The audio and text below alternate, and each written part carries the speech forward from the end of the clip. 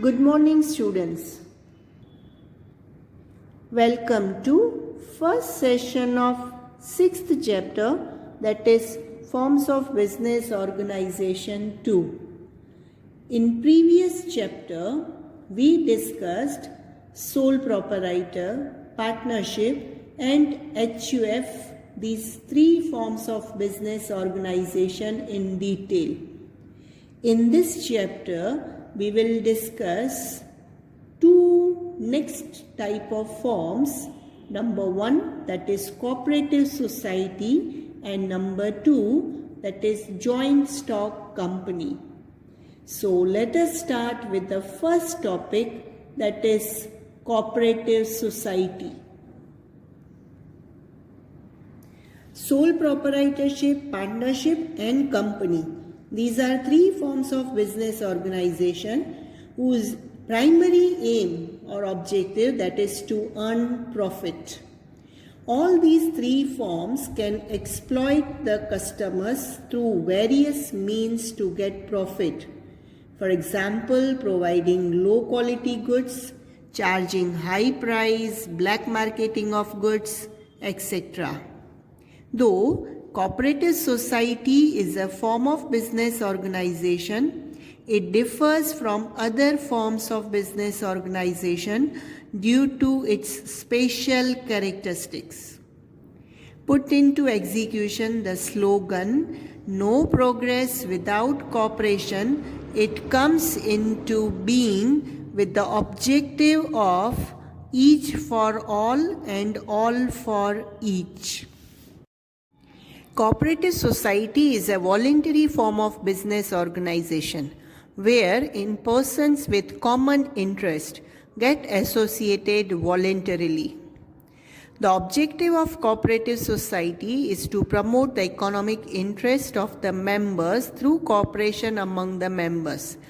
In simple words, the definition of cooperative society, that is, cooperative society is a form of business organization in which individuals get associated for the upliftment of their economic interests on equal basis. Now let us discuss characteristics of cooperative society. First characteristic, that is voluntary association. Individuals with common interest associate voluntarily. They join on the basis of equality. Second characteristic, that is easy formation process.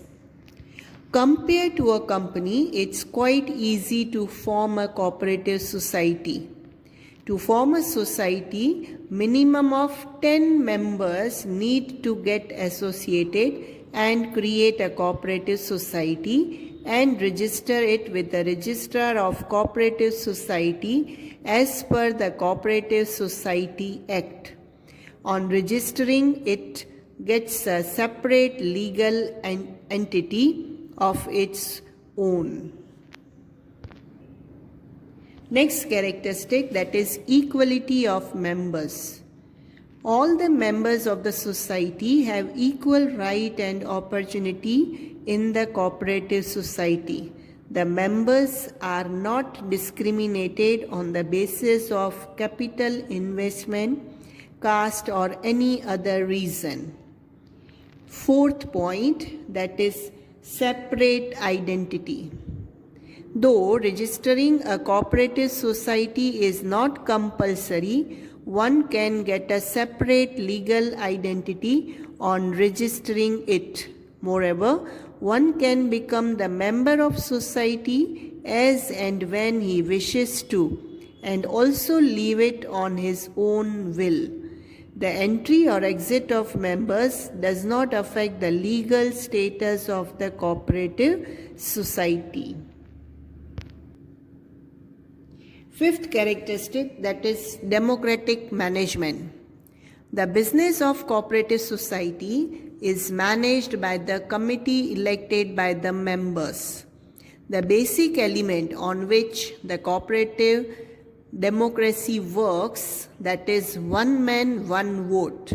Here, one man or say one member may have 10,000 shares of the society and another may have only one share. Still, both have the right of one vote only, that is, equal voting right.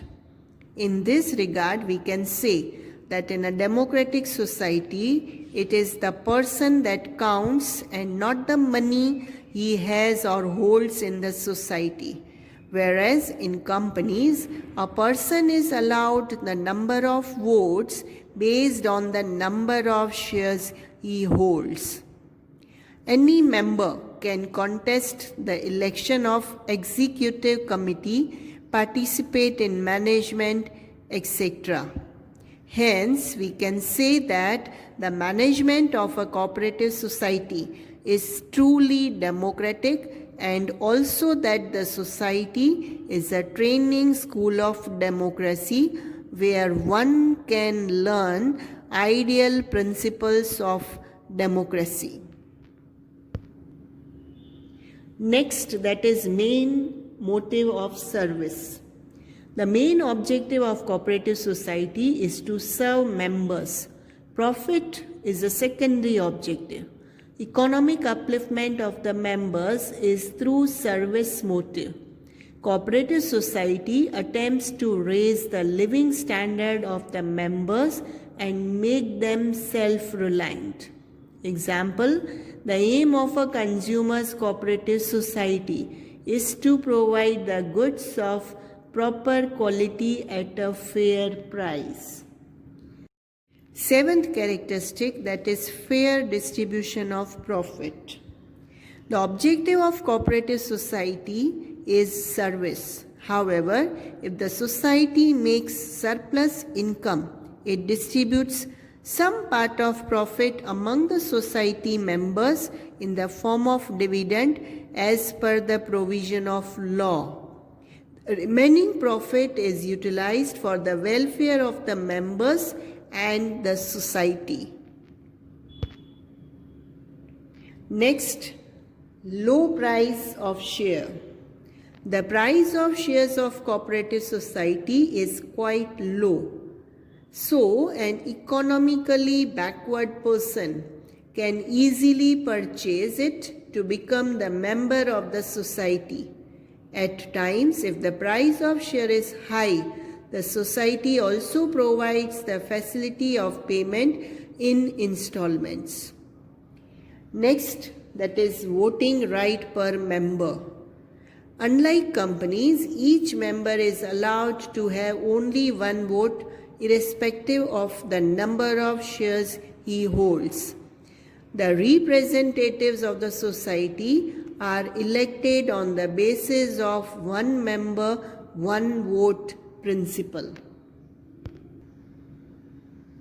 10th characteristic, that is separate institution from politics and religion.